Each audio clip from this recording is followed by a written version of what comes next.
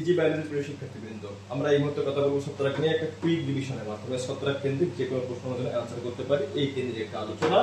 ছত্রাকটা কি? ছত্রাক হচ্ছে ক্লোরোফিল বিহীন বহুকোষী অভাস্কুলার হাইফি সমৃদ্ধ মাইসিলিয়াম দ্বারা গঠিত শোষণ প্রক্রিয়া খাদ্য গ্রহণকারী সুকেন্দ্রিক জীব পুষ্টি হচ্ছে ছত্রাক।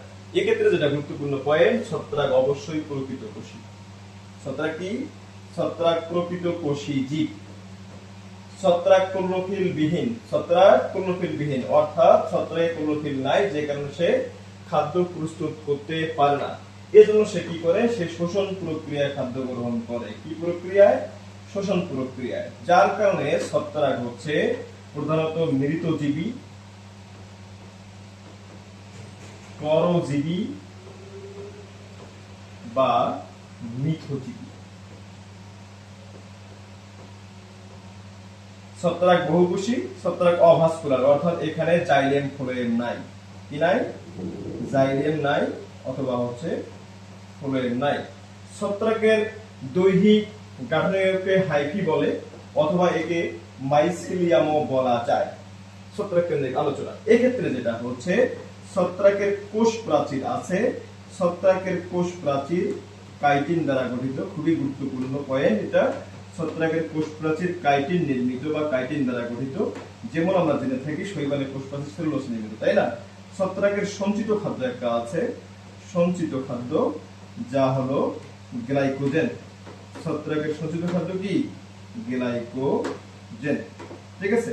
ছত্রাক কি করে? ছত্রাক হচ্ছে অযৌন স্পোরের মাধ্যমে বংশ বিস্তার করে। কার মাধ্যমে? অযৌন স্পোরের মাধ্যমে বংশ বিস্তার করে থাকে ছত্রাক।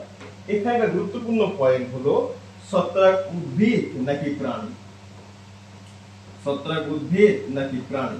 আধুনিক ধারণা অনুসারে আধুনিক যুগের বিজ্ঞানীরা মনে করে থাকেন ছত্রাক উদ্ভিদও নয়, ছত্রাক প্রাণীও নয়।